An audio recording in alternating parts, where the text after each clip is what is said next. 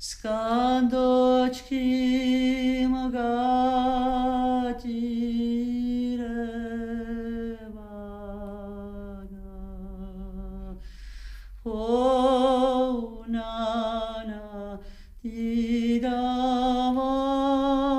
nana, didavoy, nanina.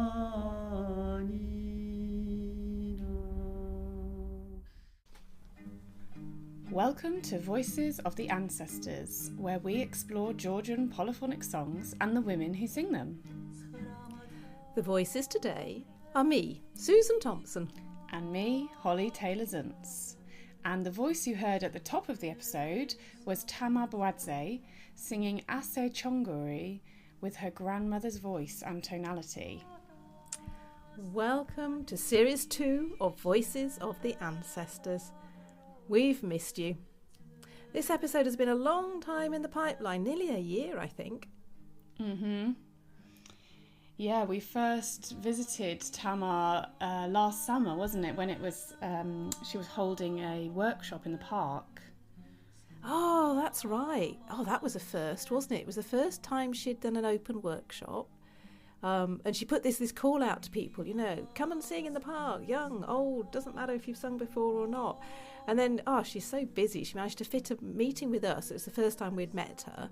And then she went straight to a TV interview, and then she went straight to leading this unique workshop. Yeah, so we were pretty lucky to get to meet her and then go back a few months later with our recording equipment and have a wonderful interview with her, which I think she was fitting around her teaching, or it might have been on a public holiday or something. Yeah, it was. Yeah, it takes a lot to put an episode together for you guys out there. I mean, this time we were coordinating our interpreter, so we had Zoé Perret with us. Because we learned the first time we met Tamar that she doesn't have very much English and we don't have very much Georgian, and we didn't have enough German between us to communicate. No, my brain can't handle German and Georgian and English in the same conversation. So yeah, Zoe was amazing. She actually came twice because I went back a second time to interview Tamar and to get more recordings of her singing with her grandmother's voice. So the second time, that was when, Susan, you weren't in Georgia, but I was, and you said, Holly, just grab the moment and go back to Rustavi. And so me and Zoe, we got on the marshrutka to Rustavi, to the music school. The main road is right outside the music school, so that's exactly where the marshrutka stops. It's not some big grand conservatoire. It's just an old building, and the cars are kind of rattling past, and you can hear them from inside. And there's all sorts of people bustling around, coming in, looking for Tamar, and going out again. And and actually, the second time I went, I got to meet Tutarchela because I went to their rehearsal, and that was amazing hearing the women sing, being led by Tamar, and they were singing all sorts of songs. Some of them were from La Zeti. Yeah, so that's the type of music that Tamar is probably most well known for arranging, and we'll talk about that more in the episode. Yeah, I mean, I think that's really what drew us into. I think one of our listeners had suggested, we'd really, really great if you could interview Tamar, and then I knew that she'd was behind a lot of the songs that I'd learnt 15, 20 years ago. But at that stage, I had no idea that she'd kind of worked on them or arranged them. So for me, it was a dream come true to actually meet her and understand sort of how that all came about. Absolutely.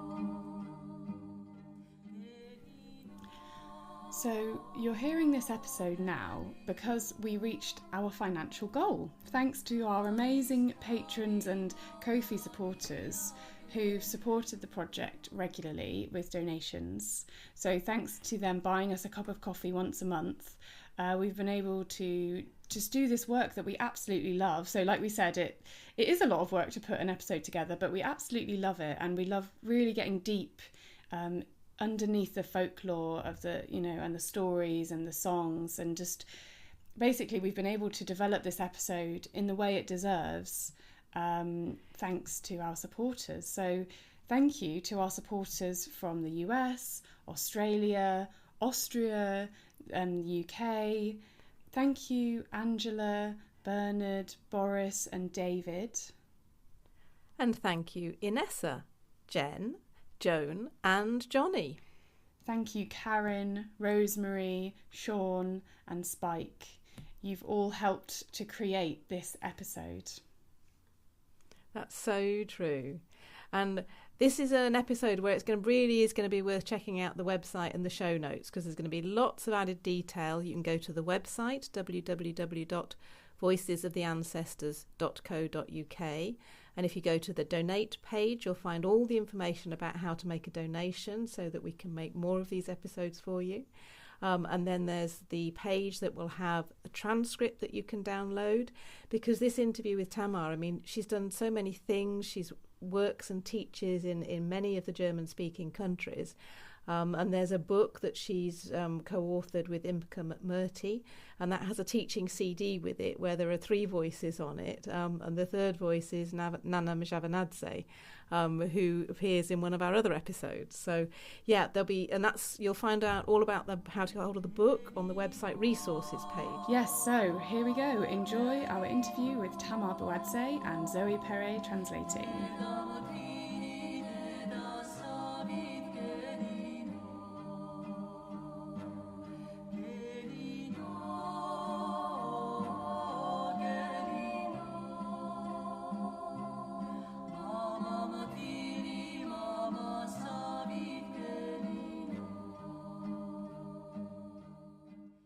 Tamar, welcome to our podcast. Thank you for being our guest.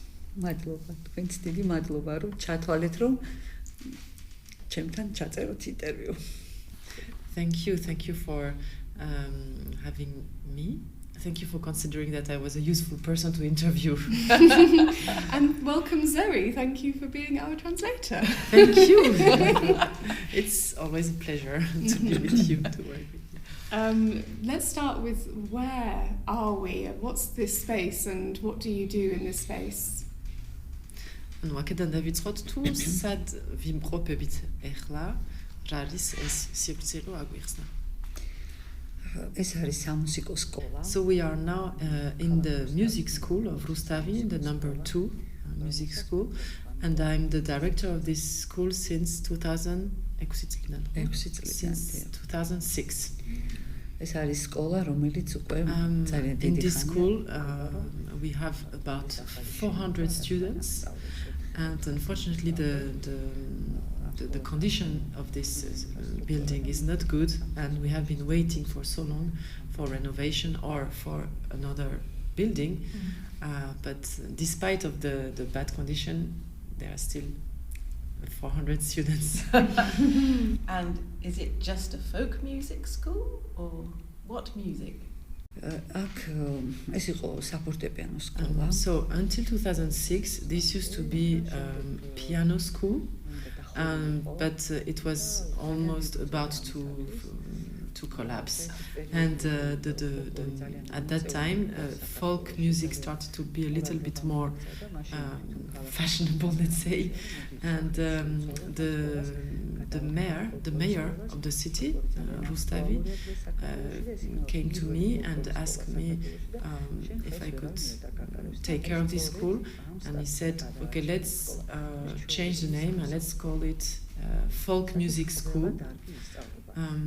And actually that's the reason why today probably this music was saved. This school was saved, and even though it was called folk music school, now any orientation of music is taught here. So it's just a usual music school. დიახ, თან ივანეთ შეუწყო ხელი, რომ 2004 წელს Tutarchela დაარსდა. There was another reason also why this could happen is that from 2004, Tutarchela, the choir, the folk music choir, started to have rehearsals here, and very soon Tutarchela reached a quite big success. So that is also why this school could survive. So Tutarchela, that's your ensemble. Can you tell us more about it? 2004 წელს ჩემი კოლეგებისგან. So it was in 2004. I was just sitting home, and it was at the time quite a difficult period economically. And I thought, okay, I was talking with some of my friends, some of my musicians friends, and we said, okay, we need to do something, and not to get bored.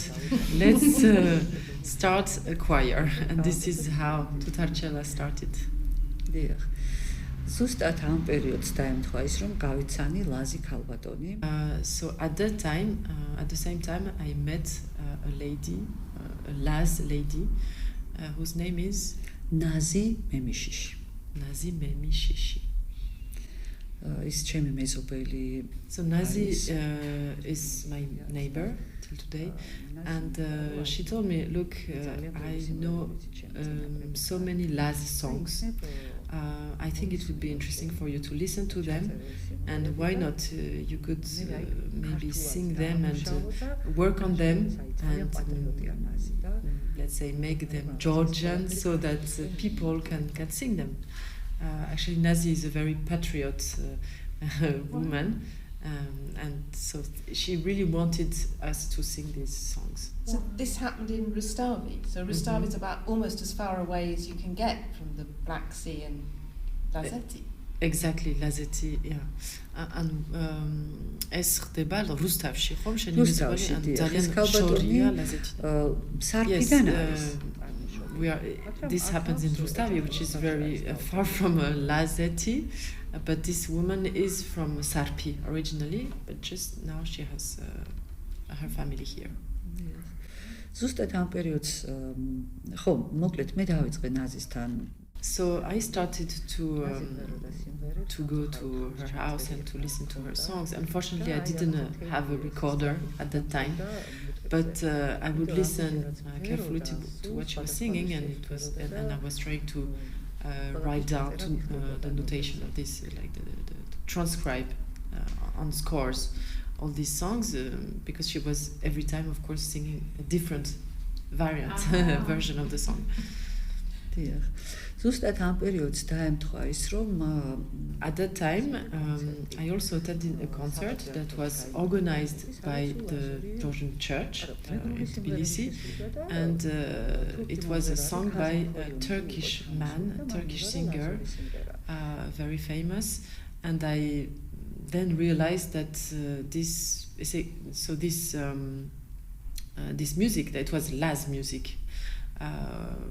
It meant that it was interesting for these people as well. და დაუკავშირდი საპატრიარქოს და აღმოჩნდა, რომ საპატრიარქოს აქვს ძალიან დიდი. So I contacted the Georgian church, and they said yes, actually we are very interested in the Laz folklore, and there is even a radio channel that has been created for Laz people, and we want Laz people to listen to Georgian music, Megrelian songs, etc.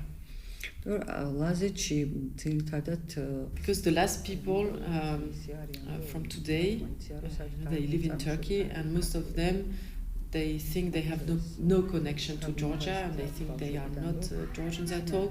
So it was a kind of mission from the Georgian church to make them listen to Georgian music, and for them to feel the connection through this music.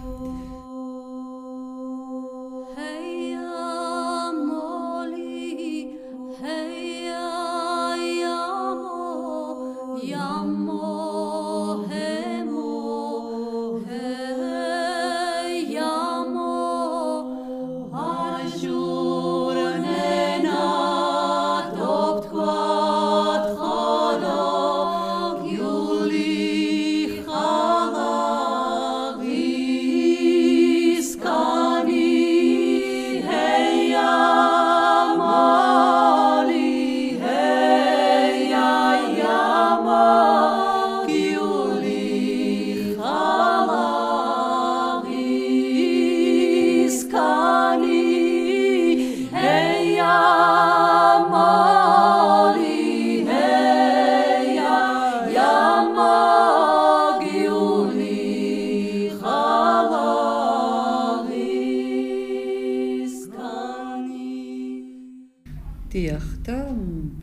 So parallelly, I also started to work on these songs and to make them as 3-part song and to teach them to my choir, Tutarchela. For them it was a little bit difficult because it's a completely different language. For me it was not that difficult because my mother is Megrelian, so Megrelian being quite close to Laz. It was not so hard. ძალიან გავს მეგრული და ლაზური ენას თითქმის ერთი და იგივეა, თითქმის. So Megrelian and Laz languages are very similar. It's almost the same language. Yeah. So does her mother sing Megrelian songs, or did she grow up listening to Megrelian songs? დედაშენი მღერის მეგრულ სიმღერებს, ანუ შენ იზრდებოდასგან ვისწავლე სიმღერა, ბები ამღეროდა ძალიან კარგად. I actually learned Megrelian songs from my grandmother. She was a very good singer. She used to sing so much to me and I loved it, but at some point I was telling her, because I was studying music and it was not matching into the, tempered scale. So I thought she was singing not the right notes. So I kept telling her, no, this is wrong, but then I realized how huge was the treasure that she actually left me by teaching me these songs and the way she was interpreting them.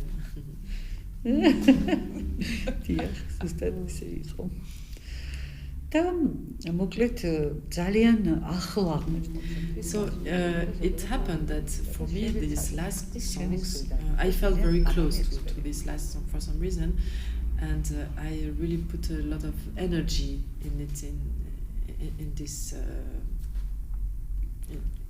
for this. So for me it was kind of experiments, and when I finished that I decided, okay, let's go and show these experiments to the people in the conservatory. ძალიან დიდი კრიტიკა დავიმსახურე, მახსოვს რომ თვითონ ერთმანეთში დიდი კამათი გამოიწვია თვითონ ერთმანეთში. And this has caused a lot of dispute.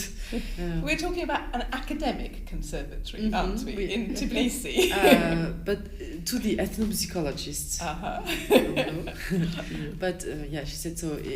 I remember that ethnomusicologists were not fighting, but having a discussion, arguments between each other about my experiments. So I felt so embarrassed because these people were like, they were discussing between each other, and basically the only person that probably felt pity for me and that was on my side was Tamar Buadze. და კუკური ჭოხონელიძე კიდე მან დამიბარა მაშინ თუ იცით ეს and also Kukuri Ჭოხონელიძე was really happy of my experiments, and he said, okay, this is really nice, and please we should come again to us, and we should collaborate together. What are the names of the songs that Tamar was experimenting with? რომელი სიმღერებია, ესე იგი ელემელე კისმეთი, ლუში ბირაფა. So for example, ელემელე კისმეთი, ლუში ბირაფა, ჰეასიე, ხორონი, ჰეიამოლი, ძალიან ბევრი სიმღერა არის. Very many songs. 15-16 სიმღერა დამუშავდა. About 15-16 songs. Saputru jakajuka elemele kismeti dunyas mudu arminon qoropas kanishmeti elemele kismeti sirechki mi kismeti Megrale mushenim jub Choropado mimeti Elemele kismeti Sirechki mi kismeti Megrale mushenim jub Choropado mimeti. აქ ჩვენ ტექსტებზეც ვიმუშავეთ. We also worked, me and Nazi, on the text because we wanted the text to be without Turkish barbarism. So we wanted them to sound real Laz. So we also did some effort and some work on that. დიახ. იყო რომ აი მაგალითად ძალიან ცნობილი სიმღერა თუნდაც ჰეიამოლი როგორც არის ჰეიამოლი ლუში პირაფა აი სიმღერები მაგალითად So some of the songs like Heyamoli I learned them from the conservatory archives. Yeah. And then on top of that I also made some arrangements and ეს სიმღერები დავამუშავებდი. ანუ ეს ერთხმიანი იყო. ერთხმიანებია საერთოდ ლაზური სიმღერა ერთადერთი გრიგოლ ჩხიკვაძის აქ 1-2 სიმღერა ორ ხმაში გადმოცემული. ან სამ ხმაში. დანარჩენი სულ ყველა ერთხმიანია. Almost all these songs are only one part voice. There's only a few songs that are recorded with the two parts. But most of them they are one voice, and so that's why I started to try to make them into polyphony, into 3 parts singing. Skanito ishkomochi goisko dolomabru Horopamon kaderen burgilis kolomabru Helemele kismeti Sirechki mi kismeti Megrelian musheni majo Horopado mi medi. So I would like to know, Tamar, we often talk about the journey of Georgian songs because we're from England, we first heard and learnt songs in England. And if we jump forward from that moment when you were creating these 3-part harmonies for Laz songs, have you any idea where those songs have travelled to now? ანუ ხო იცი ხშირად ვლაპარაკობთ ამ სიმღერების მოგზაურობაზე, ხო, ქართული სიმღერების მოგზაურობაზე, სად აქედან სად მიდიან, მაგალითად ჩვენ ვართ ინგლისელები და ვისწავლეთ ზოგიერთი ეს სიმღერა და შენ თუ გქონდა წარმოდგენა დღეს თუ გაქვს წარმოდგენა სად ასე ვთქვათ სად მოგზაურობს და სად წავიდნენ სად არიან დღეს ეს სიმღერები განსაკუთრებულად ელემელეკისმეთი და ჰეიამოლი ესე იგი გეტყვით ხორონი ელემელეკისმეთი და ჰეიამოლი I know that especially 3 songs ელემელეკისმეთი ჰეიამოლი and ხორონი these 3 songs have been spread worldwide and they are sung in Europe, in America and even I think in Australia. And in London. Yes! On Friday. We sing this Elemele Kismeti in our choir in London and tomorrow at the Wigmore Hall. Tomorrow they will perform this on stage. Ჩვენს გუნდშიც მღერიან სხვათაშორის ლონდონში და ხვალ სწორედ შევასრულებთ ჩვენი გუნდი ძალიან მიხარია სცენაზე ძალიან მიხარია დიახ I'm really happy about it დიახ მართლაც აი საქართველოში არ იცნობ So I'm really happy because actually not so many Georgians now in Georgia sing these songs the way I made the arrangements I made them for my choir and I made up basically a new way of interpreting them. So I knew when arranging these songs how it could fit into my choir's style and how my singers could sing them. So I crafted. Yes, I crafted. ეს ამოდიოდა ეს სიმღერები ჩვენი გუნდის სულიდან, შინაგანი სამყაროდან. So these songs were coming out of our choir's soul, let's say, our interior universe.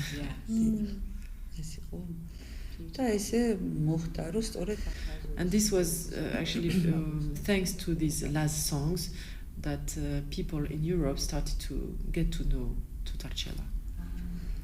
ამის უკან იდგა ყველაზე რთული პერიოდი, რომ აი მართლაც იყო ხოლმე შემთხვევები. The period at that time was very hard economically, and like sometimes we didn't even have money to come to the rehearsal. But despite all of that, we put so much effort, and not only me but the other people in the choir, that I think today that I have put more energy and effort into these choirs and this school than in my own family.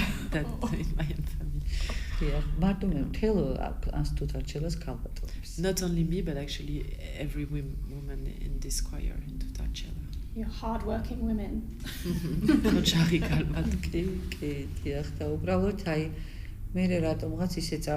But unfortunately then it happened that let's say today we are not considered anymore as a folk choir, and we felt a little bit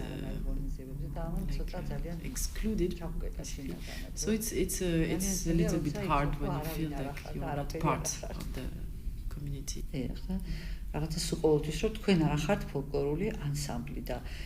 Always listening to this remark that okay, you are not a folk ensemble. It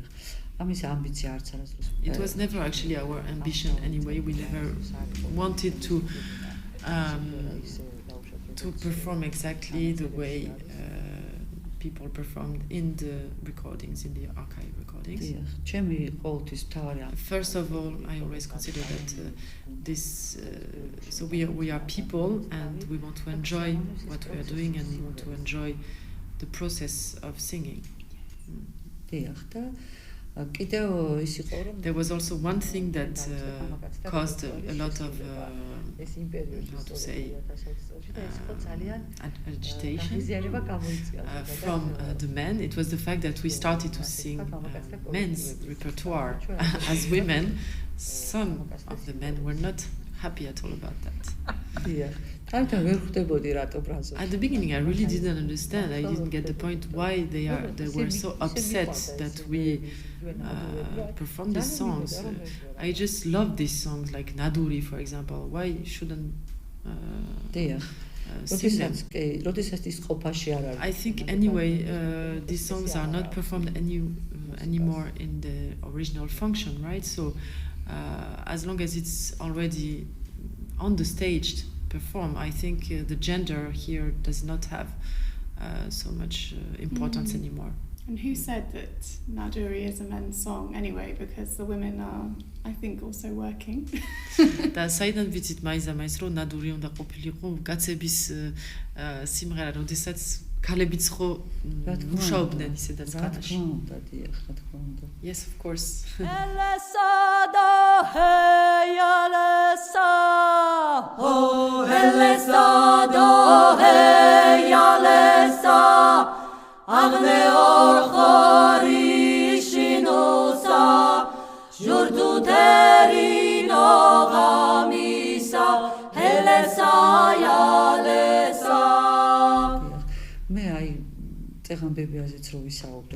Until today I remember the voice of my grandmother, and I remember how she was performing, and it was very authentic. It was really like it was her style, it was her. So I learned a lot from this, but I never consider that I was to copy and to reproduce exactly her style of performance, because I was another person and I had my other my own style, my own universe, so I was not to copy her exactly. So I'm interested, because I know Tamar has taught many other people in other parts of the world, and I wonder if she thinks there is an idea of a Georgian woman's sound. Is there a Georgian voice for women?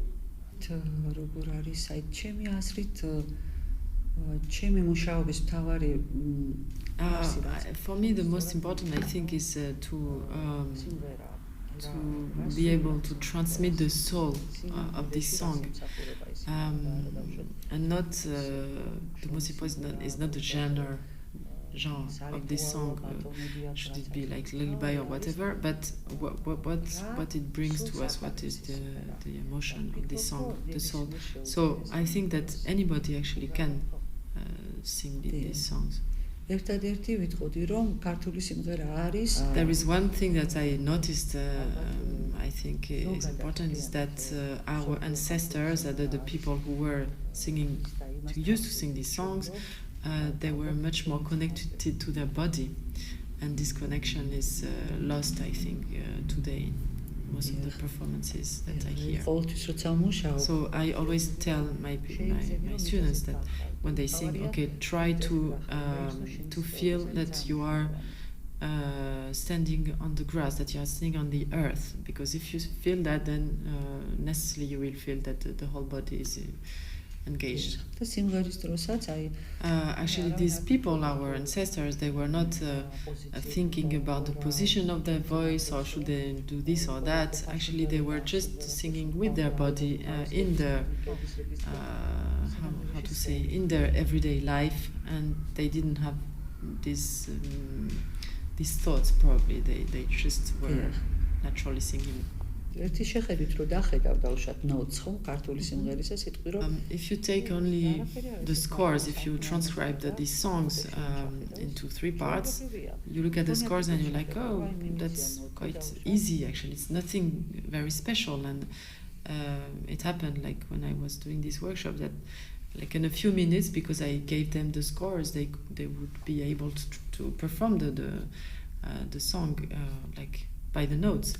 But then when I started to explain more in detail and the soul of this is where the people then understand where is the unicity how to say of these songs, what make them unique, what make them special.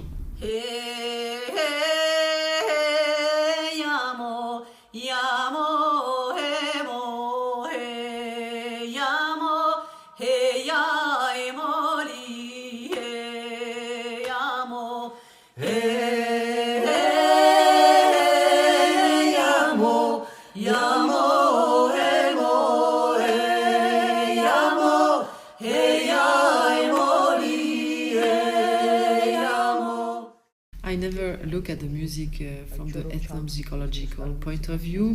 I look at music as music.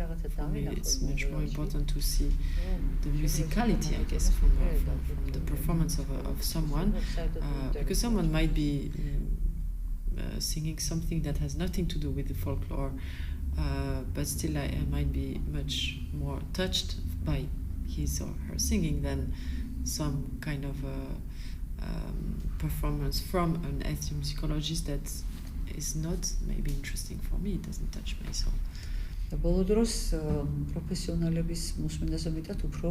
I always like more the performances that I feel like are simple, are true, so they're sincere. So I like to listen to performances by non-professional and by people who, from whom I can feel that they are really sincere and true about what they are singing.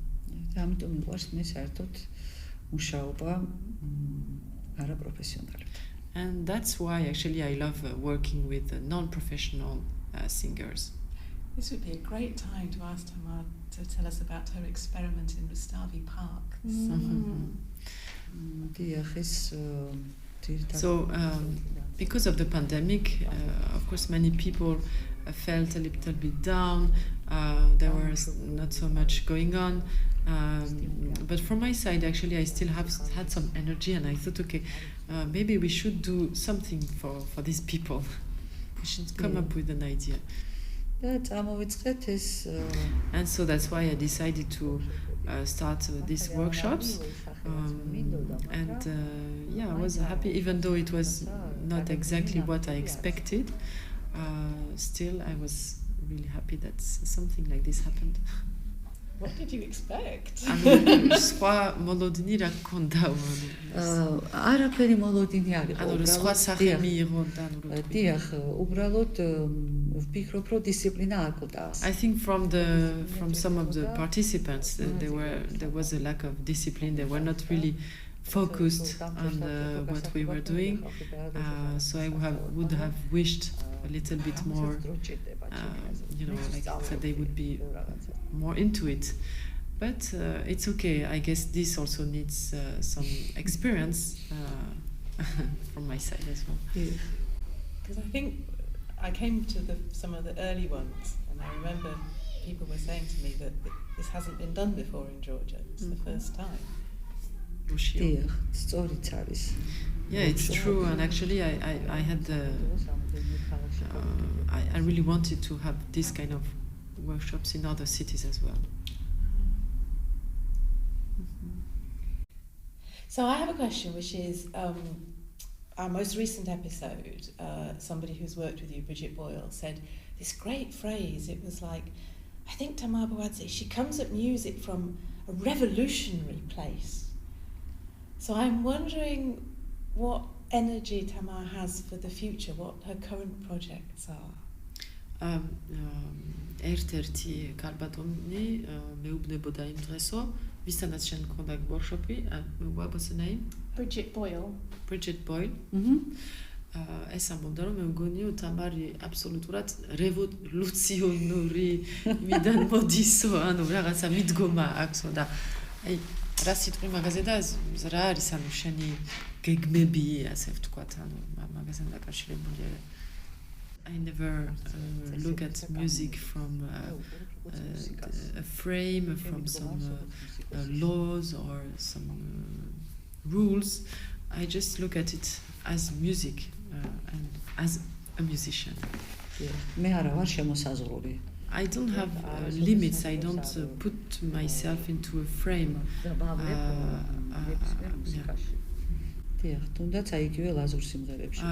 Same thing for last songs, for example. Maybe I did not transmit exactly the way it was before, but most importantly, I transmitted the soul of this song, and that's everything for me. ეს არის ჩემი მუშაობის ზოგადად ყველა ჟანრშიც, თუნდაც კლასიკა იყოს და თუნდაც It's my approach to any music, not only folk music but even classical music, to be free from frames. So then if we ask the question, what does Voices of the Ancestors mean to you? I wonder what the answer will be. Tamar, what does Voices of the Ancestors mean to you? ალბათ ძალიან ახალგაზრდა მომღერალი რო ვიყავი, კიდევ ერთხელ ვიტყვი, რომ აპროტესტებდი, რომ So as I said earlier, when I was a kid, I would, like when I was listening to my grandmother, I was like, no, I don't want to sing like her because I am myself, etc. But as when time passes, I now realize that actually the voice of my grandmother today is for me the biggest link and the biggest inspiration. So it's the foundation for me. I think I'm standing on this voice. So when I have holidays, I always feel the call from my grandmother's house. I always want to go there. There is always a voice telling me, come here, and somehow I manage to go. So I am driven by this voice, actually. So let's say this is. And actually, this is the voice that I have been following, my grandmother's voice. What was her name, your grandmother? Right. Genia.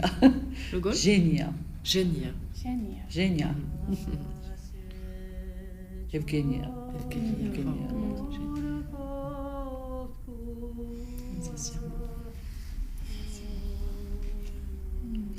ესე პატარა შვილიშვილი გარდაეცვალა და ესე იჯდა სულ და რაღაცა სულ ვეროდა. So she lost her gogo to Fiji. გოგონა პატარა თვეების და She lost her grandchild, small girl, when she was just a few months. But she couldn't cry actually. She always had to sing somehow, and she was transmitting these emotions by singing. აი სულ რაღაცა აი სუის ხმა მაქვს ჩარჩენილი რომ აი რო უსმენდი მე ამ ადამიანს სულ ფიქრობდი და I'm really laughing at myself when I remember. I'm reminding these moments when I was a kid and telling my grandmother not to do this and not to sing like this. No, you should not sing like this and you should sing like this. But even though I was saying that, at the same time I was, of course, taking on me all this energy and the style of her singing and everything. So today I consider that this is what stayed in myself. It's the most important that she had and left me. I just want to check my understanding. I think you're saying that your grandmother sang everything through those emotions of loss, not just say Zari or ანუ თუ სწორად გავიგეო, ანუ იმის თქმა გინდოდა, რომ ყველაფერს მღეროდა, ანუ ნებისმიერ რაღაცას, ანუ სიმღერით გამოხატავდა, კი. She would express everything with the singing. Yeah.